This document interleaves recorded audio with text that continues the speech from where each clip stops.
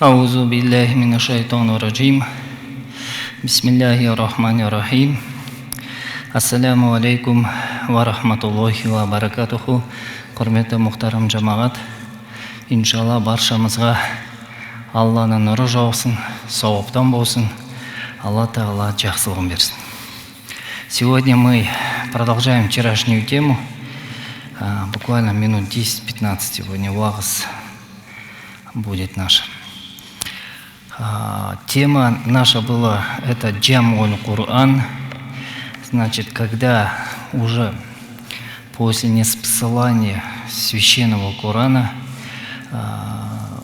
пророк Мухаммад, саллаллаху алейхи вассалям, полностью начал собирать Коран воедино.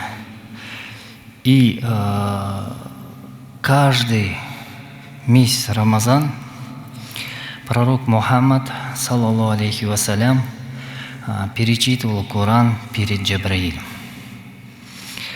Последние же годы, когда пророк Мухаммад, саллаллаху алейхи вассалям, уже приближался к дате своей смерти, он перечитывал Коран перед Джабраилем несколько раз. Но во время пророка, братья мусульмане, мы должны знать, что Коран как одна книга не была собрана. А были сподвижники пророка Мухаммада, да благословит его Аллах, приветствует, которые далее продолжили эту работу.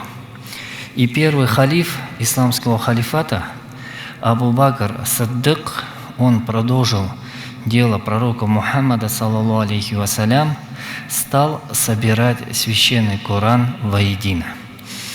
И халиф Абу Бакр, он это задание дал Умару ибн Хаттабу. Умар ибн Хаттаб, он был один из знающих людей, был ученым, был знающим среди сподвижников, имел большой авторитет.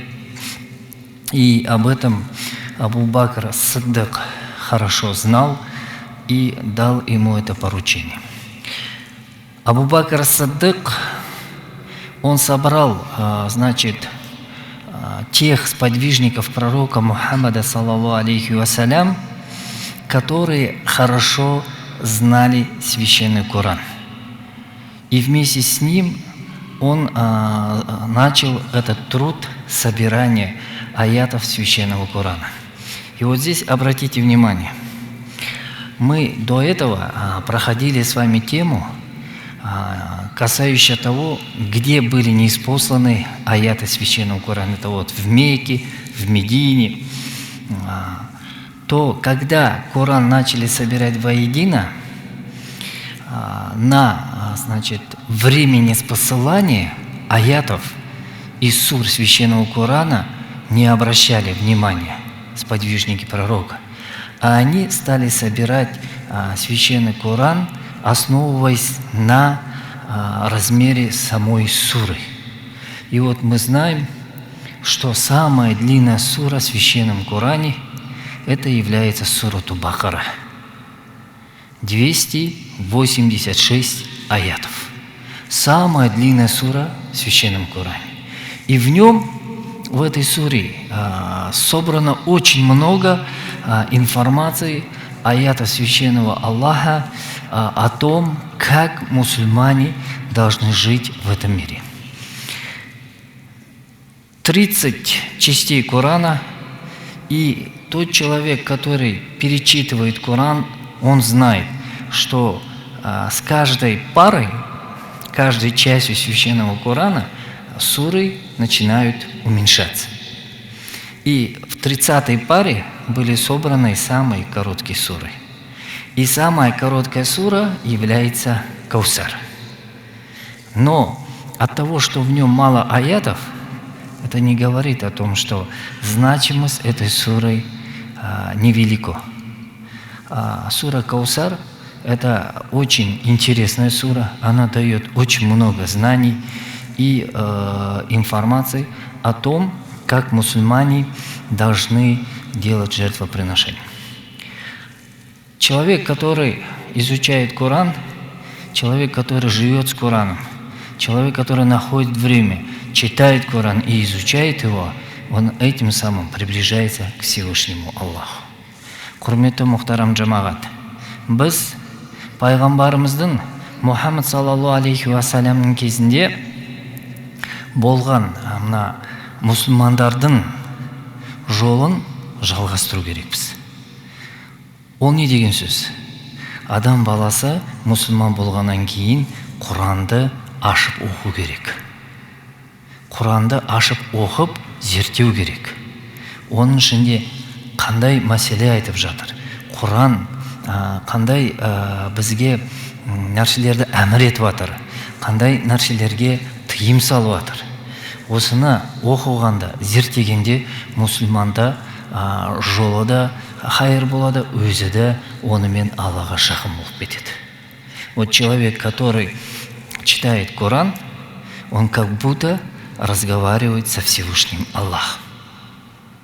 Обратите внимание, те люди, которые были около пророка Мухаммада алейхиссалям во время правления халифата Абу Бакра Сиддика, они собрались около Омара ибн Хаттаба, и каждый сделал свою лепту для того, чтобы Коран полностью собрался.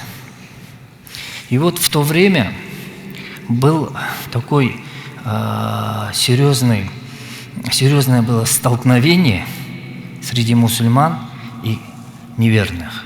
И на этом поле битвы умерло более 70 хафизов, те, которые знали Коран наизусть. Омар ибн Хаттаб затревожился, потому что когда уходили сподвижники, которые знали Коран наизусть, это было чревато опасностью, что может уйти Коран. И от этого была необходимость в том, чтобы Коран собрать полностью и как одной книгой ее уже далее читать.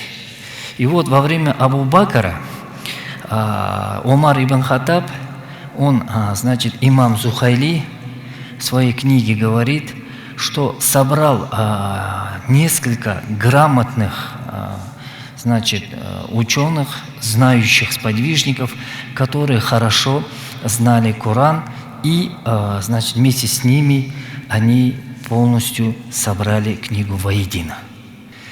Далее, в следующем периоде, это период халифата имама, сподвижника пророка Мухаммада саллаллаху алейхи вассалям Осман ибн Аффана.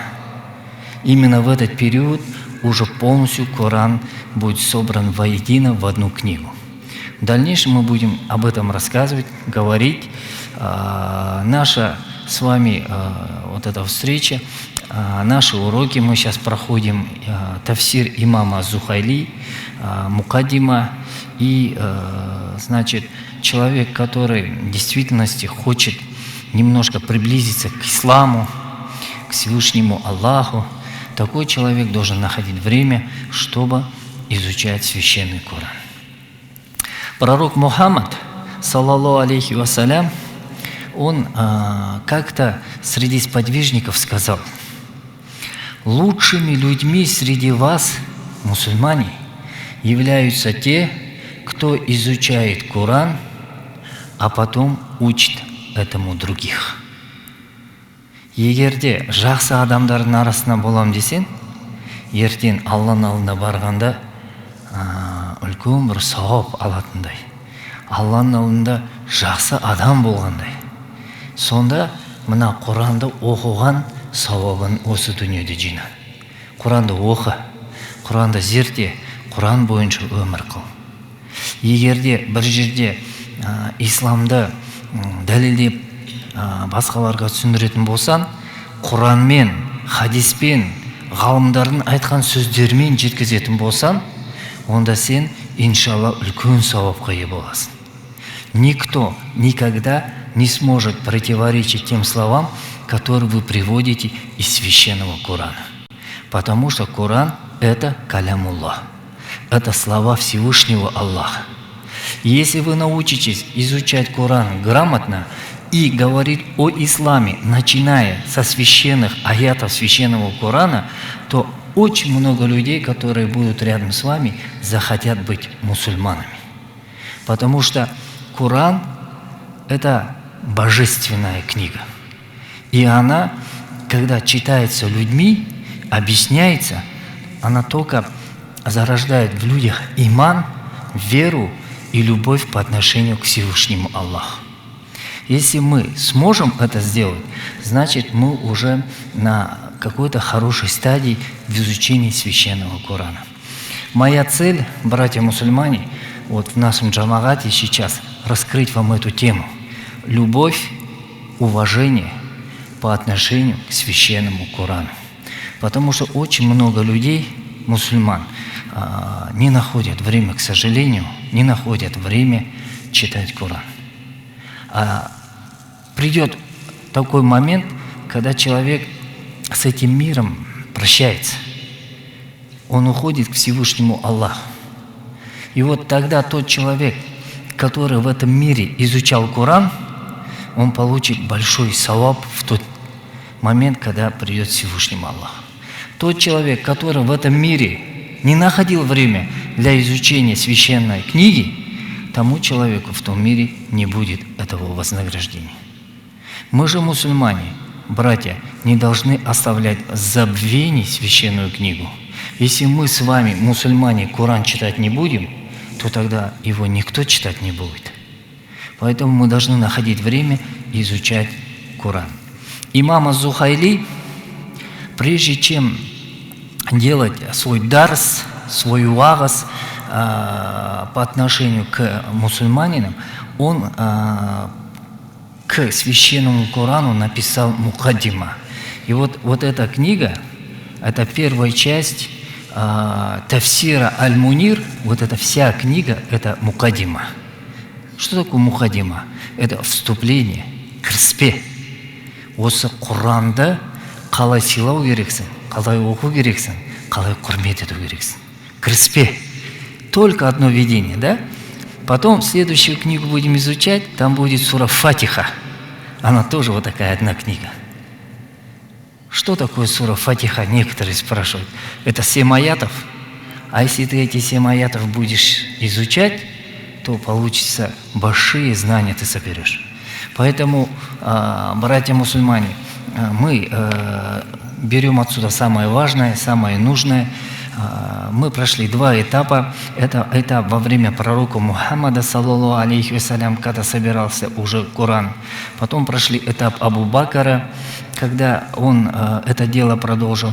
И в следующем нашем с вами встрече мы закончим, значит, тему собирания священного Корана в одну книгу во время сподвижника пророка Мухаммада, алейхиссалям, халифа Османа ибн Аффана. Иншалла, Аллах субхану ва тааля баршамызға сауаптан насип етсін. Осы мешітке келіп, осы жерде намаз оқып, осы жерде имаммен бірге дұғада болған түгелі қабыл болсын жамағат. Ассаламу алейкум ва рахматуллахи ва баракатух.